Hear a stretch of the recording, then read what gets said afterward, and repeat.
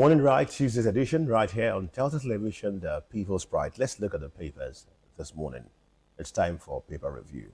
Several of them right here, 11 of them to be precise. The Daily Independent, the Vanguard, This Day, the Punch. Lots of them right here. We'll start first with the Daily Independent newspaper this morning.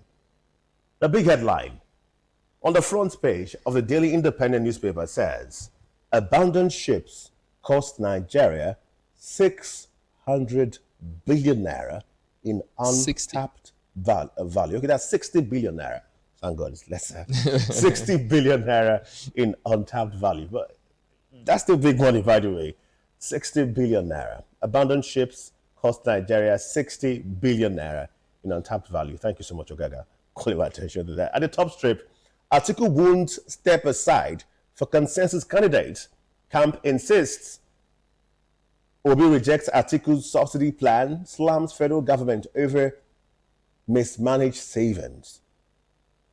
More stories right here.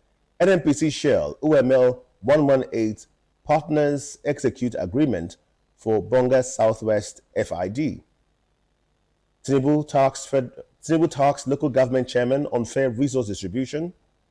TUC pickets Abuja Continental Hotel grounds operations. Outrage mounts over National Housing Fund inaccessibility. Those are some of the major headlines on the front page of the Independent newspaper this morning. Next is the New Telegraph, and the lead here says, why APC NWC members lost out in presidential campaign council appointments. We've got about 4 riders attached to that story. We'll just stick to. Tinubu orders review, and members reportedly lobbied for strategic positions, and this according to a source. So it means that these members are paid, because I don't know why you will lobby to work when there's no benefit for you. Very patriotic Nigeria. Party members, actually. Patriotic party members. Gunmen release a video showing 600 abducted from Niger Mosque. This is very, very sad. 2027, Obi, Amechi, Showore clash at MBA's conference, and that will be all I'll be taking from the New Telegraph. All right, next paper, the Vanguard newspaper. The Vanguard newspaper has the big headline, opposition parties lash Yari over APC will rule beyond 2031 vow. Opposition parties lash Yari over APC will rule beyond 2031 vow. At the top strip, between filth and survival, the hard life along the canal. That's on page 10. Fake agency, court orders protests. US says DG marked for arrest. Okay. Then we have this one that says Tinubu, Abiodun, others mourn as late actor Ogogo is buried. That's on page 7. NBA confab, Obi disagrees with Atiku on fuel subsidy. The story here says US warns Nigerians over fake documents in visa applications, and that's on page 9 on the Vanguard newspaper. At the top strip, the most top strip, domestic petrol supply falls 20.6% to 25.8 million liters daily. That's coming from the NMDPRA on page 28. Those are the stories on the front page. Some of the stories on the front page of the Vanguard newspaper this morning. Moving now to Daily Sun newspaper, the major headline, APC will remain in power beyond 2031, boasts Yari, Tinubu's campaign DG. The writer says Atiku, Obi, others incapable of stopping president. All right. Return to fuel subsidy will reverse economic gains. And this is a statement credited to the federal government.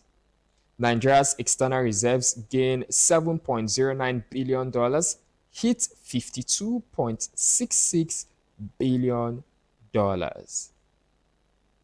Ogun APC crisis deepens, leaders fight dirty. And to the top strip of the Daily Sun, which will be the last headline I'll take from this daily.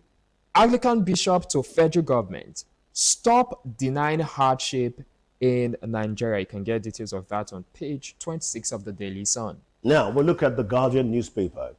The Guardian newspaper has the big headline, commuters, businesses groan as Edo Delta gridlock cut off south. That's on page 6, and that's a pretty sad story. You can see the picture if you squint more on your TV set. Looks pretty sad. We can see a truck there, or several trucks there. Dangote as well.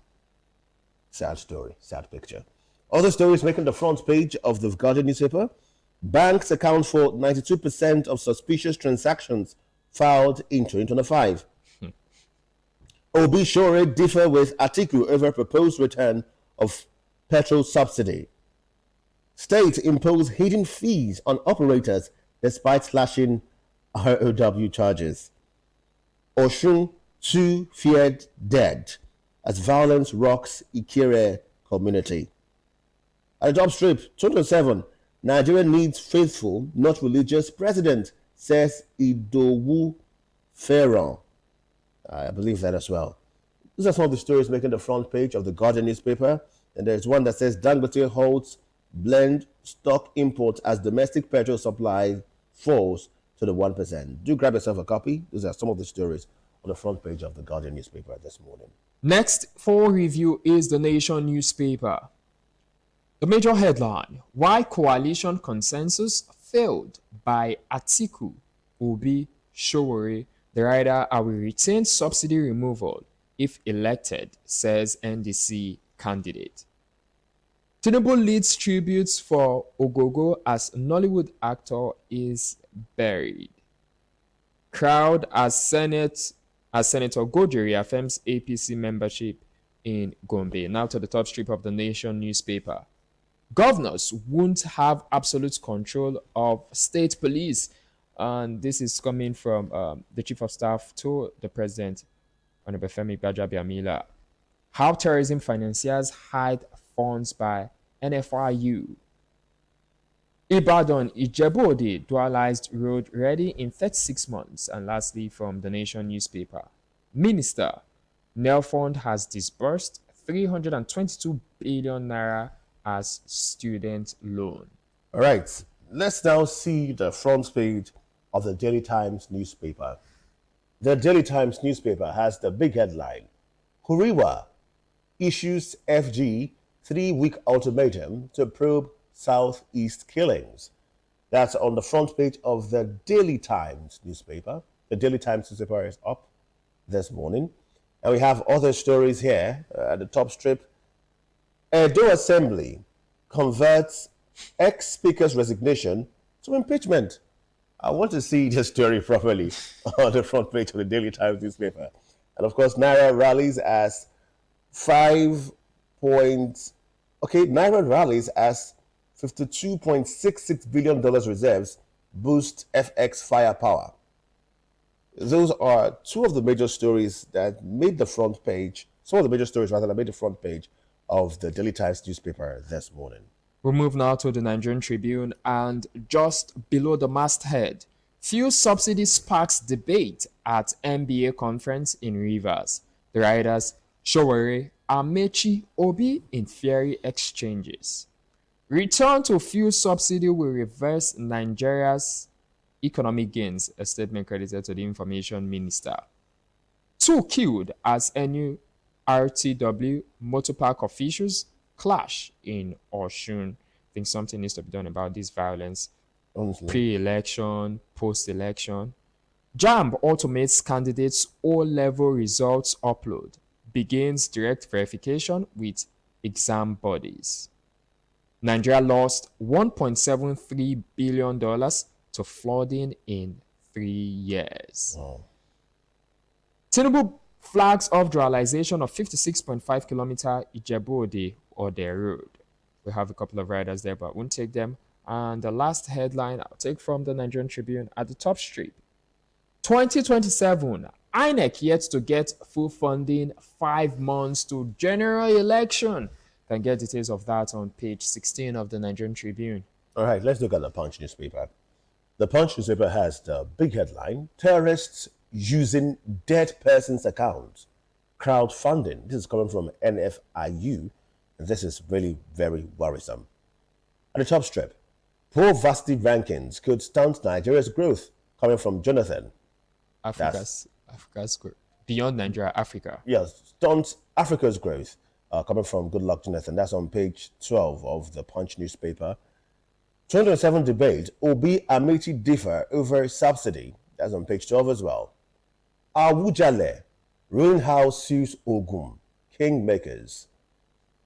All right, those are some of the stories that made the front page of the Punch newspaper this morning. And the last daily we have for you this morning is the Daily Trust. Some of the headlines: 30 killed in attacks on 4 Niger mosques.